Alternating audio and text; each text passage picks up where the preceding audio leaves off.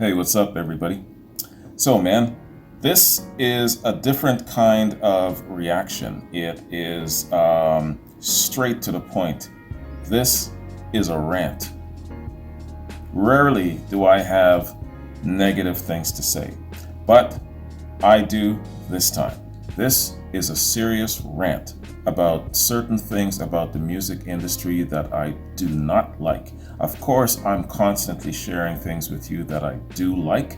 I'm constantly sharing reactions with you that I like. What you don't see behind the scenes are reactions that I do not like. I don't publish every single thing on my platforms that I react to. I sometimes put it back to the subscriber, the patron, whoever it is that's doing the recommendations, and I say to them, I'm sorry, for whatever reason, so and so and so, I do not like this, or this is not in accordance with my beliefs, my morals, my likes, my whatever it is, or I'm sorry, this reaches beyond the threshold of my sappy, corny ass threshold, or they might be going off with gangsta rap or death metal, something way out like that. So a number of the times I send it back to the person who's sending me the recommendations. Now, of course, they don't like it, they get pissed off, but hey, that's the way it goes. So what you're seeing on my platforms are always what I, Wayne, personally likes. That's the only pass that gets onto my platform, is if I like it. If I don't like it, you'll never see it. And I'm not going to share with you what songs and what artists and whatnot that I do not like. Now, this is a reaction that I'm going to be doing in regards to the music industry. Why music of today, we're generalizing on a broad scope here, is so awful. There's got to be a reason why. There's got to be a psychological, there's got to be an environmental, all of those factors. Just like I'm interested in checking out why the renaissance of creativity gave us so much fantastic music and these wonderful artists, I'm also interested to know what is the contributing factors to why music is so awful today. And like I said, we're generalizing with a very broad stroke. So, warning, do not come at me. If you don't like rants, if you don't like negative things, pass this by. Because if you come at me in the comment sections, I don't care who you are in danger of getting your ass blocked from my platform, right? This is only for like-minded people who feel the same way I do, and they basically feel that, there is definitely a disconnect going forward. I don't want to hear shit from you about, oh, you are just so and so and so. Yes, I am, because this is my platform and it's my opinion. Do you understand that? So if you come at me in a way saying that, oh, you're this and you're this and you're this and you're this, and you have nothing interesting to add, your ass is in danger of being blocked. I'm letting you know that right now. So, without further ado, this is coming by way of one of my very first subscribers, Akachita. And Akachita has a note. He says, "Hey Wayne, hope you're having a good day. Now that you're a couple of years into your reactions, I think you're noticing more than ever the difference between today's pop music and the music of what you so accurately refer to as the Renaissance period. You always try not to rant about it, so..." that's a long so, it's a couple of O's in there. "So, here I come provoking you with the question that always comes up when listening to the great music of the past. Why is modern music so awful? Well, here is a short 20-minute documentary, coincidentally, with that exact title, that sheds some light on that question with some very interesting and surprising information. I'm really looking forward to your thoughts and commentary on this one, and hoping for lots of discussion from our little community, both on your Patreon channel and in the YouTube comment section." Akachita. In saying that, what we're encouraging here isn't a pissing contest. What we're encouraging here is a decent debate, decent exchange, that sort of thing. If we start getting into name calling, insulting people's moms, if some of you so-called Christians come up in my platform, you are the first that I usually block, right? You're with your holier than thou and all of this nonsense. I'm saying it again. This platform is not for you who don't share a certain point of view, and all you're doing is just basically just throwing shit, and you don't have anything positive to contribute. If that's you, watch yourself. You're in danger of being blocked again for the third time. So I'm drinking sugarcane rum, by the way, and when I am, I don't give a damn. So let's do this, man. First, we'll hit up Akachita's recommendation, and then after, I got something really interesting to read to you from one of my subscribers. So, without further ado, why is modern music so awful? Let's get it. Hey, 42 here. On the 6th of December, 1966, four guys from Liverpool stepped into Abbey Road Studios and began to record an album. 333 hours and many questionable substances later, the Beatles had emerged, having produced their 8th album, Sgt. Pepper's Lonely Hearts Club Band. It would go on to sell over 32 million copies worldwide and be named the greatest album of all time by Rolling Stone magazine and many other publications. It was highly experimental, using mold-breaking techniques and a huge array of unusual instruments. This guy look like Daniel? The band had produced an emotional masterpiece that epitomised the so-called Summer of Love and was a true masterpiece of its time. Yet it remains just as relevant and powerful today. Fast forward 44 years to 2010, and Justin Bieber released his hit single, Baby. This is generally considered to be a bad move. So what went wrong? How did we go from Bob Dylan to Britney Spears, from Led Zeppelin to Lady Gaga, and the Kinks to Katy Perry? But who am I to criticise the musical tastes of the vast majority of today's youth? Personally, my musical tastes are stuck in the middle of last century. Mine too, but bro. You may think that just makes me old-fashioned, stuck in the past, and I should probably move with the times. But here's the thing. There is far more to this than simple nostalgia, and when your parents keep telling you that the music died long ago, they may actually have a point. Because it turns out that science agrees with them. Over the past 30 plus years, researchers have been studying how trends in music have evolved. And a recent study in 2012 by the Spanish National Research Council revealed that the suspicions of somewhat antiquated individuals, such as myself, are very true. Music is getting worse every year. The researchers took around 500,000 recordings from all genres of music, from the period of 1955 to 2010. And they meticulously ran every single song through a set of complex algorithms. These algorithms measured three distinct metrics of each song: the harmonic complexity, the timbral diversity, and loudness. The most shocking result that the researchers found was that over the past few decades, timbre in songs has dropped drastically. Timbre is the texture, colour, and the quality of the sounds within the music. In other words, the song's richness and depth of sound. The researchers found that timbral variety peaked in the 1960s and has since been steadily declining. Soul of the music. The timbral palette has been homogenized, meaning songs increasingly have less diversity with their instruments and recording techniques. This divide is clearly evident if we take what is widely considered to be the Beatles' masterpiece, A Day in the Life, which was recorded using an orchestra of 40 musicians. But this is not classical music, this is pop. The 5-minute piece contains violins, violas, cellos, double bass, harp, clarinets, an oboe, bassoons, flutes, French horns, trumpets, trombones, a tuba, and of course the 4 band members playing their usual instruments over the top. In contrast, Robin Thicke's Blurred Lines uses mostly one instrument, a drum machine. And yes, this is a rather extreme example, a song known for its one-dimensional but punchy bassline, but it represents an overall trend with modern pop music that the researchers found within their data. Instead of experimenting with different musical techniques and instruments, the vast majority of pop today is built using the exact same combination of a keyboard, a drum machine, sampler, and computer software. This might be considered as progressive by some people, but in truth it sucks the creativity and originality out of music, making everything sound somewhat similar. Do you ever flick through the radio and think to yourself, all these songs sound the same? No contest.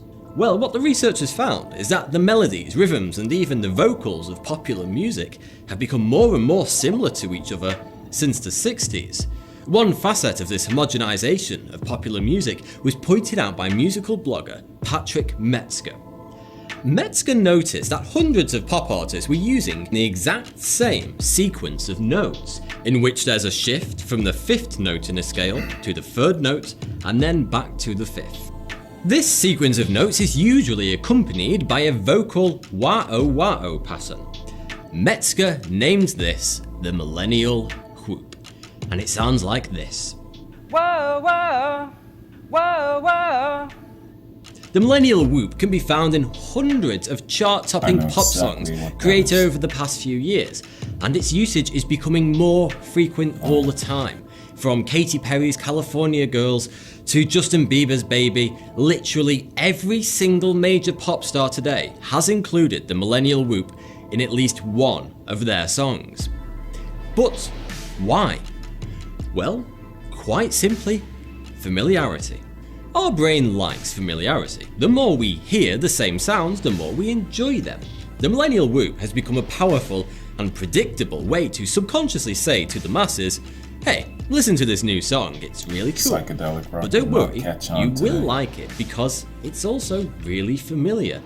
Because you've actually heard it hundreds of times before. And in this wildly unpredictable world, this makes us feel safe. Sticking to the same cookie-cutter formula comforts people, and that's important. But what about lyrics? Well, I'm afraid it's bad news there too. Another study examined the so-called lyric intelligence of hundreds of Billboard chart-topping songs over the past 10 years. They used different metrics, such as the Fleischer-Kincaid Readability Index, which indicates how difficult a piece of text is to understand and the quality of the writing. This was the result. Over the past 10 years, the average lyric intelligence has dropped by a full grade. Lyrics are also getting shorter and tend to repeat the same words more often. We've gone from the absolute poetic beauty of Bob Dylan and Morrissey to, well, this and this. What if I also told you that the vast majority of chart-topping music in the past 20 years was written by just 2 people? What do Britney Spears, Taylor Swift, Ellie Goulding, Robin Thicke, Jessie J, Justin Bieber, Katy Perry, Ariana Grande, Justin Timberlake, Maroon 5, Pink, Leona Lewis, Avril Lavigne, Christina Aguilera, Kesha, the Backstreet Boys, Westlife, NSYNC, Adam Lambert, and will.i.am all have in common? The answer: they're songwriter. I'm not saying 100% of their songs, but a good chunk of all these artists' songs were written by the same Swedish man, a Mr. Max Martin. This one man is single-handedly responsible for over 24 number 1 singles and thousands of songs in the top 100 charts over the past decades. He has written universally recognizable tracks such as I Kissed a Girl, Baby One More Time, Since You Been Gone, California Girls, Shake It Off, and so many more. And if Max Martin didn't write it, then American singer-songwriter Lucas Gottwald most probably did. Known professionally as Dr. Luke, together with Max Martin, they account for the lyrics and melodies behind the vast majority of pop music today. You've likely never heard of them, and that is very intentional. These 2 men are the hidden pop factories behind virtually every single band that is played on the radio today, and probably every musical act you grew up with if you're under 30 years old. And you wondered why everything sounds the same. There are still popular chart-topping musicians that write the entirety of their own music today, but you have to look really, really hard. Research has also shown that the hook, the part of the song that really grabs us and pulls us in, is occurring There are hands. sooner in modern songs and they happen more often. Researchers believe this is because when it comes to music, our attention spans have drastically shortened. Unless a song instantly grabs us, our brain tends to shut off Haynes. and ignore it, often skipping to the next song. This shortened attention span is a trend amongst people that has only occurred in the past 10 years. And it's believed to have been caused by the instant access to millions of songs at our fingertips. It used to be the case that if you wanted to hear a song, you had to go out and buy that one single or album, take it home and play it. You would probably play it countless times because you had spent so much money on so few songs. Over time, you would learn to appreciate all the subtle nuances throughout the album. And then, the iPod happened, granting access to thousands of songs on one device, which eventually led to streaming. Today, we flick through songs on Spotify without much thought to each song's subtleties and unique talents. This has caused musicians and record companies to favour punchy bass lines that demand our attention and to stuff each song full of so-called hooks to instantly grab our attention and keep it for as long as possible. And they've also been doing something else in recent years to grab our attention. Something subtle, but so very powerful, yet so very, very wrong. For the past 20 years, music producers have been engaged in a war. The loudness war. The aim of this war is to produce louder music than your competitors, but how do you make music louder when the listener is in control of the volume, not the producer? Well, they use compression. You may have heard of dynamic range compression. It's the process of boosting the volume of the quietest parts of a song so that they match the loudest parts, thus reducing the dynamic range, the distance between the loudest part and the quietest part. This makes the whole song sound much louder than the uncompressed version, no matter what volume the listener has set their device to. It's like me standing in the middle of the street and mumbling nonsense to myself, occasionally whispers and sometimes speaking a bit louder. A few people might notice and avoid me. But then, if I were to compress my dynamic range, I would suddenly be bellowing out every single word at the top of my voice loudly and proudly. Suddenly, everyone turns around to look at the crazy man shouting in the street and the police would be called. But this is exactly why producers do it, as the market has become increasingly crammed with similar sounding pop music. Making your song shout louder than all the others ensures it will be heard amongst all the competition. But there's a big price to pay for loudness. Dynamic range compression, when abused as it often is today, is an absolute travesty when it comes to the art of creating music.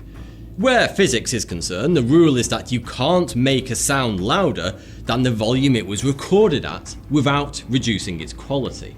Compressing a song's dynamic range strips away its timbral variety. It muddies the sound. Subtle nuances that would have before been very noticeable and could have been appreciated are now no longer nuanced. They sound exactly the same as the rest of the track. Listen to this short recording without any compression.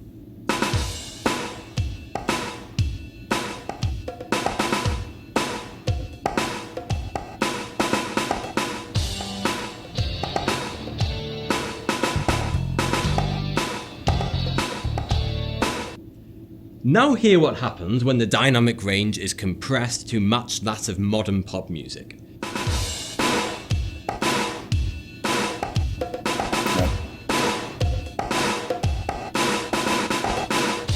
And the reasons they all sound alike. Hear how everything sounds less punchy and vibrant? The drum beats stand out less. Everything just makes less of an impact.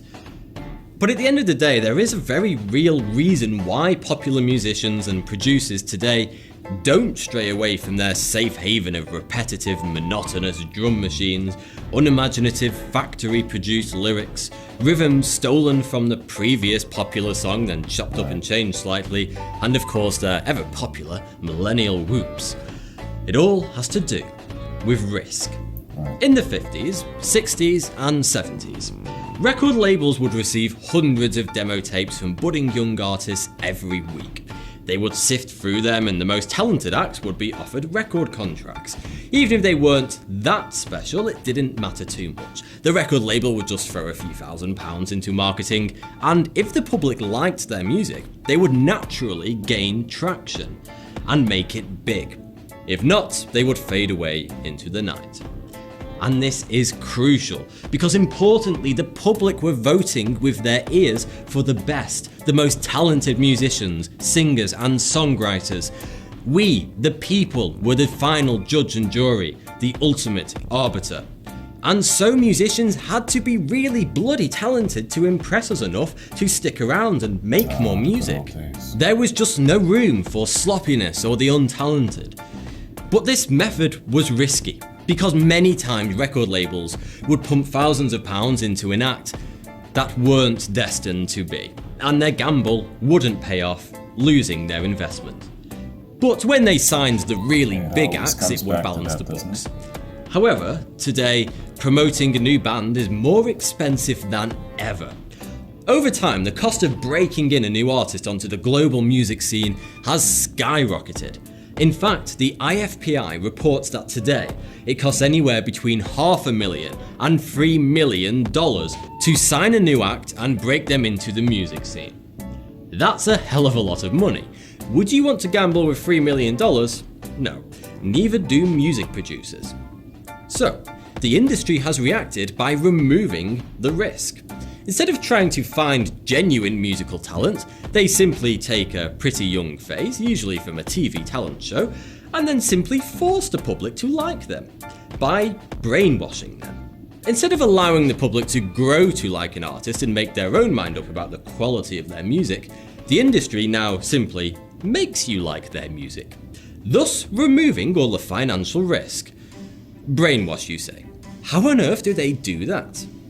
Well, have you ever noticed how that popular new song seems to follow you around everywhere you go? It's on every single radio station. It's played in your favourite stores, the supermarket, all over the internet, and even in the latest Hollywood movies and popular TV shows. This is no coincidence. What that is, in fact, is the record label's $3 million making sure that that new single is quite literally everywhere, completely unescapable. You will hear it whether you want to or not. Remember, I was talking about the power of familiarity. It's called the mere exposure effect, a psychological phenomenon by which people develop a preference for things they see and hear often. Our brain releases dopamine when we hear a song that we've heard a few times before, and the effect only gets stronger with each listen. Can you remember the very first time you heard your favourite pop songs from the past 10 years? Whether it be Gangnam Style, Happy, All About That Bass, Blurred Lines, Hotline Bling. Did you truly like it the first time you heard it? Or were you, in fact, kind of repulsed? Did you have this brief moment when you thought, what the hell is this? But then you heard it a few more times and you began to think, well, I guess it's kinda catchy. And then your friends are all listening to it and you hear it a few more times and boom, it's your new favourite song and you can't stop playing it. If this has happened to you, then I'm afraid you have been brainwashed. The mere exposure effect has worked on you. Surely if a song is a truly great song, then you wouldn't need to force yourself to love it. You wouldn't need to be won over for a period of repeated exposure. And you would just like the it next day. the first time you heard it. We all have different musical tastes, but they are sadly being overridden, diluted and emulsified by the brainwashing activities of big record labels, the repeated and constant exposure to manufactured songs that we've heard 100 times before. Don't get me wrong, there are many fantastically talented bands out there today, but in today's industry, virtually none of them will ever be signed because they are simply too risky to promote. Because they don't fit the usual pop formula. They are different. But being different is important. You may be thinking, so Mr. what have I been Renaissance period. brainwashed? I enjoy contemporary popular Everybody music. had a chance. And isn't that what's most important at the end of the day? Yes, of course. Music is an expression of your personality, and it should be enjoyed no matter what others think or say. But it's also really important to not let creativity and originality disappear. Music as an art form is dying. It's being replaced by music which is a disposable product designed to sell, but not to inspire. So we shouldn't be so complacent in allowing systematic, cold, factory-produced music to dominate, or else the beautiful, soulful and truly real music that we've all at some point loved and has been there with us through our darkest times and our happiest times could soon be a distant memory, never to be repeated. Thanks for watching. If you enjoyed this video, then please click here to support me on Patreon, which really helps out the channel, and you can get some cool rewards like early access to all my videos. Click here to watch another video, and if you haven't already, don't forget to subscribe. I'll check out your channel, brother. I'll definitely give you a like. We'll see about subscribing. I might do that too. That was excellent. Hey, let's face it. He's basically confirming pretty much everything that we know already. It was a little bit eye-opening about just those two specific songwriters being responsible for just a fan of artists out there, but it makes sense, doesn't it? That formula, that so-called winning formula that favors the industry only for profit, that totally makes sense. And you walk into it, if you are a Katy Perry or you are a Taylor Swift, you're already preconditioned to conform to a certain way of doing your music. If you had a creative flair and if you wanted to go in a couple of different directions, you're like, no, I've got to make it big. And the way to make it big is to comply and to actually do my music like this, look like this, sound like this. Why? Because the industry needs me to be that way. And that is how I'm going to make it big. So to a certain extent, you got to sell your creative soul. Sad shit. Back in the day, man, that renaissance of creativity not only gave us artists that had the ability to create, but they had the freedom to be expressive. They had the freedom to go and to actually try something really, really different. And a lot of the times, different worked, you know? Not today. I believe that a lot of artists, when they are starting out, let's just say that your kid, my kids get together and they form a band. What's the advice that we would give them? Well, first of all, if they're good, if they're really good, then I would say something like, follow the path less traveled. Follow the path, let's say, that Led Zeppelin took. They knew how good they were. They knew that they had something elemental. And they knew also that the industry would try to control them. And back in the days, they had to go through a certain path. They had to jump through a certain number of hoops, but they refused to. They said, we are going to craft our own path. We're not going to rely upon the marketing from Rolling Stone. We're not going to rely upon TV and all of this sort of thing. It's going to be word of mouth alone. And we're going to craft the album so that it's an album-oriented listen, not just singles. And we're also going to craft our album so that we can take advantage of the new FM platform. And so they really had a good craft, but in the end, they decided to do their own thing, be their own gods. You know what I mean? They knew they had the gold.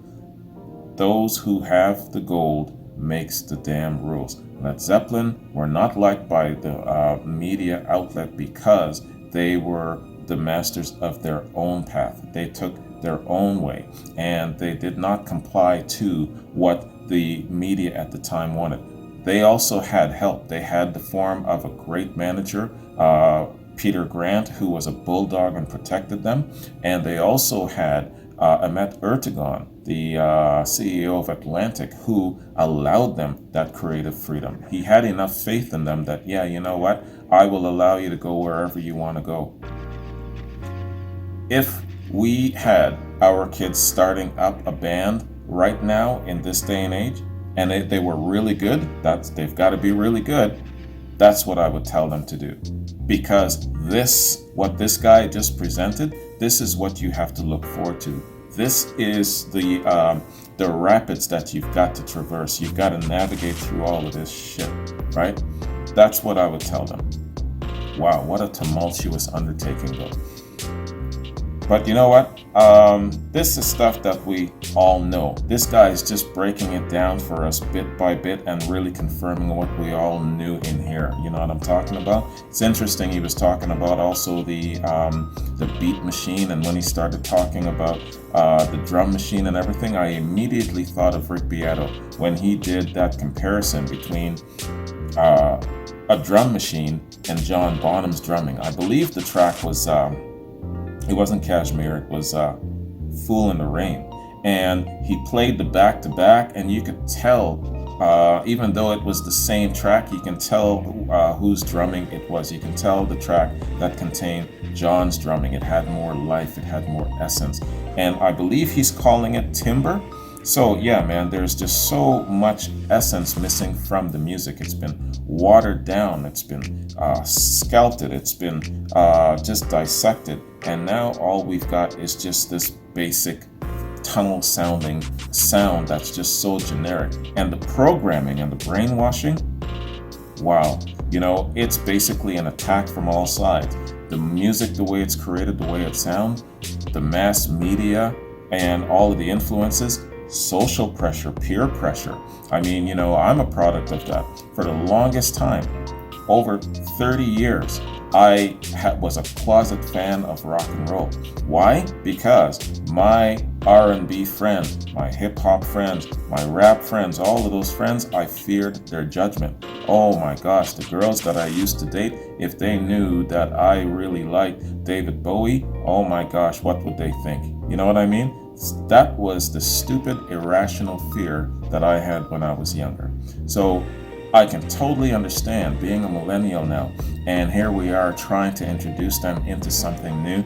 It's a fight just to kind of get into their minds and say, hey, you know, this is the Rolling Stones. Listen to this song. Try and get a feel for what they're trying to say. Try and get a feel. Yes, I want you to pay attention to the damn lyrics because they got something to say, right?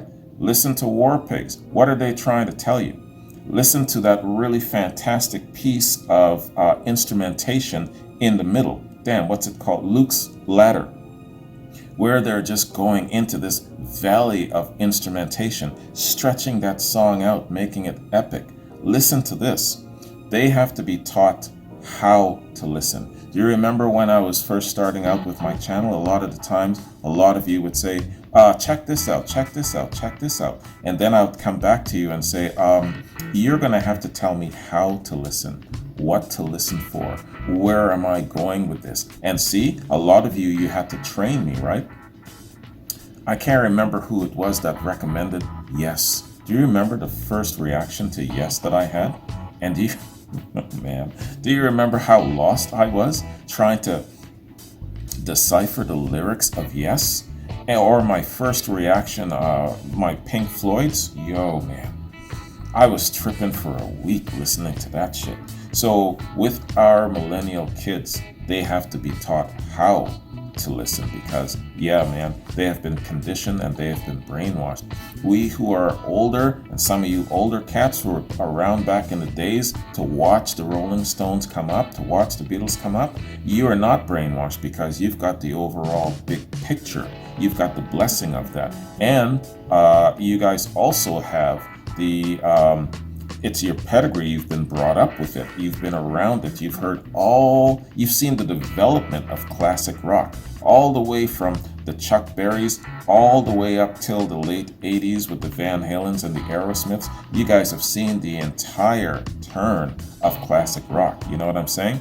With people like me who are now coming into classic rock and getting to know it, and our millennial kids, it's we have to be conditioned, we have to be tuned in, because for the most part, we're brainwashed. You know what I mean? For me, it's like growing a new ear of appreciation to listen and then to appreciate it. And I'm open to it, though. That's the difference. I am open to it because I know that great music overall is wide and it's all encompassing. Got that from my folks. And they're the ones that said that to me. I forgot about it for a while. I went prodigal. I was chasing the booty, and the booty was listening to this music. All of my friends were listening to this music. There's no way Marcus or Tyrone would ever allow the Rolling Stones to be played in one of their parties. You know what I'm saying? So when I started doing my reactions, it was like they looked at me, snapped their necks, and gave me one of these and said, "Yo, what the hell are you doing? You're black." That was the first thing that I heard. What happened? I was starting not to be invited to a lot of parties anymore, right? And all of these different things. So it comes at a cost. That's my point. It comes at a cost of tuning yourself in, being open-minded, and going forth. So these channels, it was the effort as a result of kind of coming back to that realization. Why? Because if you keep yourself closed off to all different types of things, in a way, you're prejudiced, aren't you? Yeah. So I'm talking to my friends now because there's still some of them that are still hanging on to this shit and still playing judgment. 3 years later, my channel is still around, still acting stupid like that, right? But a lot of us are like that where it comes to compartmentalizing music and judgment. These so-called Christians that come into my platform. Do you guys remember when Black Sabbath was Artist of the Month? Do you remember all of that shit that these so-called Christians caused in my comment section? And this was still at a time when I was new and younger and I didn't have my parameters set and I didn't discover the blocking button yet. But that particular month I did. And I took the entire grouping of them that came in causing trouble, being judgmental to the fans of Black Sabbath, and I blocked a whole bunch of them. Up until that point, I didn't even know how to block somebody, so I just quickly got in touch with YouTube and I said, how do I block people? And they're, oh, just do this. Boom, done, gone, right? So there's a lot of people who are so close-minded, but they're also very judgmental to other people enjoying things, being open to things. Not here, man. I have no tolerance for that. Whether you're a Christian, long-time subscriber, long-time patron, you show that kind of ignorance, that kind of prejudice, that kind of judgment, you are done, gone. So, I got something else to share with you. Let's take you back to last year, back to August of 2020, man. And I did a reaction, a complimentary quad featuring Kansas. This is complimentary quad number 59, and it was back in August of 2020. And in that particular reaction, I was going off on radio stations, classic rock radio stations. I tune into a classic rock radio station. And now this is my appreciation for specifically classic rock, right? I consider it to be a very hallowed, sacred, special element of music. That's why I don't mix and match my classic rock with other things. That's why I've said to a lot of people, it's not classic rock, it goes on the Beyond platform. And, some people get upset, but they understand, especially a lot of classic rock fans. Most people understand, right? So, here we are now, in this day and age. You turn on a classic rock radio station, what are you going to hear? You're going to hear the Rolling Stones. You're going to hear the Beatles. Then you're going to hear Culture Club. Then you're going to hear Dexy's Midnight Runners. And then it's going to flip back to Led Zeppelin. And then it's going to go back to Katy Perry or some shit like that. Hey, this is my rant. Classic rock radio stations have no right calling themselves classic rock radio stations if they do not stick to the format of what classic rock is. Well, what do you format classic rock as being? Well, classic rock in a timeline sequence is from, let's just say, the early mid-60s to the early mid-80s. You know, there's a little bit of overlap consideration. And besides the time factor, there's also the signature sound, the guitar-led sound. You know what I'm talking about? Most people with an intelligent brain in their damn heads know what the hell I'm talking about when I say classic rock. That is what most people go by. Those two things. You can argue as much as you want, but in the end, you're just being deliberately ignorant. Classic rock is classic rock, right? The signature sound plus that time factor, those are your two guides. And those are the guides that I use to screen out certain music. I'm sorry, even though they have a really good classic rock sounding signature, the Red Hot Chili Peppers do not belong on my classic rock platform. I remember, man, that the comment sections, one very, very troublesome subscriber / patron was causing all kinds of shit because he believed that it belonged on my station. And when I said that it does not, he got all pissy and to the point where I had to block his dumbass. So, you know what? Those are the parameters, right? Let me read you what Melvin Perry said. No relations to Katy Perry. I don't think so anyway. So this is last year. I've been sitting on this since last year. It's 2 paragraphs, and this is what, after my rant, and basically my rant was saying, yeah, how come we don't hear more classic cuts like Kansas, the classic era of Genesis, the progressive, the psychedelic? All we're hearing now are a whole bunch of newer stuff. Well, Wayne, you know, Hungry Like the Wolf is 30 years old, so therefore technically it's a classic. No, to hell with that shit. You know what I'm talking about when I say classic rock. So this is what Melvin Perry says. Classic rock radio stations are actually doing a disservice to the people, especially the young kids who may be listening to those stations. The rich catalog of cuts from that diverse era of the 70s is so full of beautiful, outstanding songs that one could go all week and not hear the same song twice. The renaissance of creativity he's talking about. However, these stations play the same 100 songs over and over, and some poor kid who wants to know about the era thinks that the only thing Hendrix ever did was Hey Joe, and the only thing that Jethro Tull ever did was Aqualung. And oh, let's not forget hearing Hotel California a million times a week. It's disgusting to me because I'm so well versed in that 70s music that it pains me because I know what's being missed and not played, and it's a damn shame.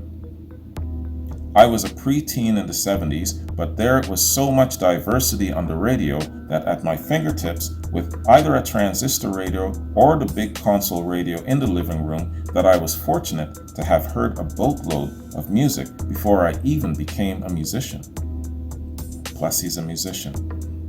Today's classic rock radio has bit the dust because of being run by corporate entities who dictate what they play. If I was a kid today, I wouldn't like classic rock because of what they're playing. The only saving graces are reaction channels like this on YouTube that would introduce me to just how great that music was if I was a kid today. Keep up the great work, brother, and peace. Right on, man. Thank you very much, Melvin. And in my comment, I said, that was beautiful. I said the same things a while back about today's classic rock radio stations. I met with some turbulence. LOL. I'm going to borrow this paragraph, okay? Right on. And he gave me a thumbs up. So, like I said, I've been sitting on this since August of 2020 because I knew that at some point in time, I didn't know exactly when or how it was going to formulate, but I knew that I was going to be reading this quote. I knew that I was going to be ranting. I knew that at some point in time, it was going to come to a head. You know what I'm saying? And this is it. A year in the making. Much longer because, I started my classic rock reaction channel and I would tune in to the odd classic rock station when it crosses my mind, and I would be listening for interesting things. And like he said, man, on a road trip, check this shit out, man. I went down to Jacksonville to visit my friend Jack in Jacksonville. And started from the West Coast at the very tip from Seattle. Made my way all the way down, listening to classic radio stations as I went through different areas. And I swear to you, I probably heard Hotel California about 25 times. It took me 3 days because I was driving and I was stopping and doing different things. But let me tell you, man, it was a shame because I heard Hotel California at least 25 times, and I'm thinking to myself, geez, man, I know that classic rock is probably the biggest genre, the biggest body of music. Why am I hearing this shit? Even though I love the music, why am I hearing this shit so often? Why am I hearing, what else was I hearing? Stairway to Heaven so often.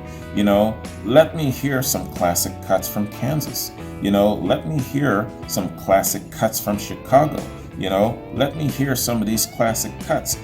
Do a lunch hour special and just go back in time and say, yeah, we're featuring this really, really cool album from back in the day. Let us not forget this shit. This is how these guys created. This was their signature sound before they became this. Do you remember when Fleetwood Mac was the artist of the month? By the end of that month, whenever I say Fleetwood Mac, immediately my mind goes to Peter Green, not to Buckingham Nicks. As great as they were, as great as that period was, my mind now goes to Peter Green. Why? Because I've been educated and I realize, holy shit, there is more to Fleetwood Mac. They had a past. They had a great rock foundation past. They had a blues-inspired past.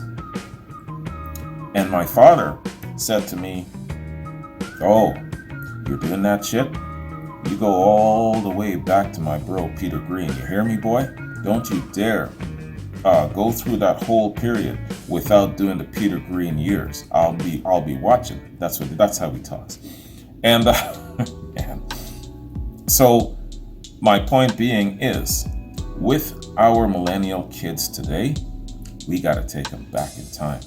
I know it's easier said than done, but this is what Melvin was writing. The kids of today, so-called classic rock radio stations, are not doing them justice because they're not really giving them that education, right? They're not taking them back to the beginnings of Pink Floyd. I'm talking with Syd Barrett Pink Floyd. You know what I'm talking about?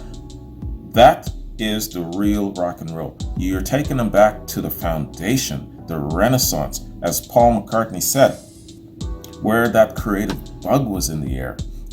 Introduce them to Cream, man. Let them know who Ginger Baker was and shit. Stuff like that. So that is what I'm talking about, where it comes to this great body genre specific of classic rock. I really love it very much. I have great appreciation for it. I don't give a damn what my friends say, what my friends think of me, the ones that are still around.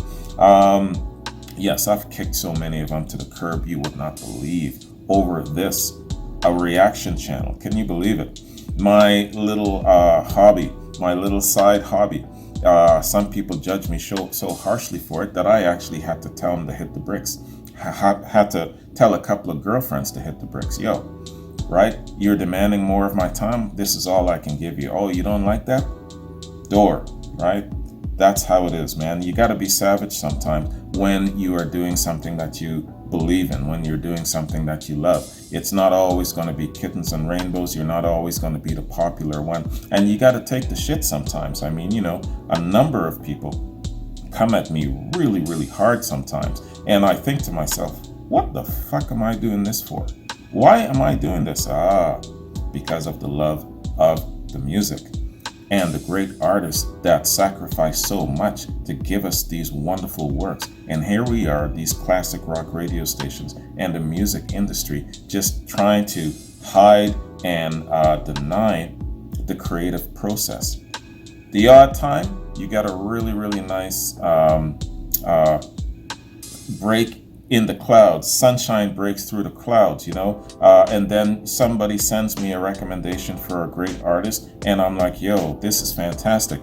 Not all of the industry is like this. Like I said, J.J. Gray and Mofro, man, the great Daryl Hance, there are great talents out there. You just got to have an open mind. Sometimes you got to go seeking, but they're still out there. They're still creative. And sometimes it's in the form of somebody doing a very small effort. Why? They're doing their own thing and they're not conforming to the industry. So therefore, they're still going to fall under our radar. So we got to go seeking, unfortunately. Easier said than done because we lead very busy lives. So it takes a little bit of time, doesn't it? But here we now have a platform called Beyond Classic Rock. Even though it's not classic rock, it still showcases a lot of contemporary talent today. Look at Radiohead, look at Tool, and look at a lot of folks that were great back in the day, but did not have that notoriety. So like Nick Drake, for example. I never heard of Nick Drake until a couple of weeks back. So there's some great stuff out there that we would totally have missed if not for this great collective body of people who are the subscriber and the viewer base on YouTube. So you know what, man? It's great that we have this. And, the exposure has been excellent for me where it comes to my education. A lot of viewers really compliment and say, hey, yeah, it's great that all of these reaction channels exist because it's introducing me to new things. You personally, I like your style because, your tone and everything else is a little bit more my speed, whereas other people might want a little bit more on the entertainment factor, so they got to go somewhere else. But, I've got some people who start and end their day with me. You know what I'm talking about? Yeah, I'm just this little guy with 20,000 subscribers on a YouTube channel, but there, for the amount of people that are on my channel that are subscribed, almost twice that many are viewers. So I pretty much have exposure and influence over close to about 50,000 viewers, not just the 20,000 subscribers. That's important because a lot of people are saying to me, yo, Wayne, I start and I end my day with you, brother. My oldest subscriber, as far as I know, George Walker, he has dementia. And when he has his moments of clarity, you know what he says to his wife, Fiona? What did I miss on Soul Train, bro? Catch me up to what I've missed. Once in a while, he'll send me a message saying, hey, that was great. That was fantastic. How are you keeping? I hope that you're staying strong and solid. Be true to yourself. Encouraging words that an older, wiser person will give you. And that's important because I'm connecting to people on a certain way, right? Very important shit. So YouTubers are doing great things in the music being kept into the conscious awareness of our people today. It's important because as far as I know, my youngest subscriber is 11 years old. Sorry for my swears, but that's just the way it is. The COPPA nonsense, I threw that out the door. Can you believe it? I actually, to stay in compliance with COPPA, sometimes it's good to swear. Crazy world we live in. But listen, man, that is the end of my rant. I just wanted to kind of come at the reaction channel in a little different way, from a different direction this time around. And the bottom line of this is I believe that more work has to be done on the part of the industry to allow creativity to happen again like the Renaissance period. That's basically my overall point, and that's the rant. So it's a negative rant, but it's basically going forward to encourage a positive outcome. That's basically what I'm after. So yeah, the industry being the music industry, the marketing element of that industry as well being the classic rock radio stations. Don't sell out. Find a way to, compromise if you have to compromise because it's a profit thing. But at the same time too, man, there is room. There's got to be room made for the real classic rock. Kansas, go back to the deep cuts of Kansas. Find a way to feature Kansas once or twice a week. You can probably go an entire week on a classic rock radio station and not hear Kansas once. Or maybe Dust in the Wind or Carry On Wayward Son. But all of their fantastic, great deep cuts, some of their live stuff, where is it? So shit like this has to be played on a little bit of a regular, so that we know that, yeah, there was more to these guys than just their surface level signature songs, their commercial hits. Go deep. And as a classic rock radio station, you will be very, very well respected if that shit means anything to you at all. All right. So, y'all, that is my rant, my sugarcane infested rant. I warned you, it's not for the faint of heart. When I get raw with my raw pressed sugarcane rum, I really go in. But this reaction, this rant, has been coming for a whole year, and Akachita sending me this was that moment. You kind of say, okay, it's time. I've been saving this for a year. Why? Because it's building to something, and then you recognize when that time is. So this was the time. Anyway, Akachita, thank you very much. I appreciate you, man. Melvin Perry, thank you very much. I haven't seen you in the last little while, so if you're seeing this, give me a shout out, all right? I'm just checking down, going down here, checking my... So I got some Led Zeppelin coming. It's going to be a live bootleg, but before that, I'm going to do the Coverdale Page reaction. There's another Jimmy Page interview that I want to get to. I really dig that shit, man. And then at some point, I'm going to also hit up Page with the Black Crowes.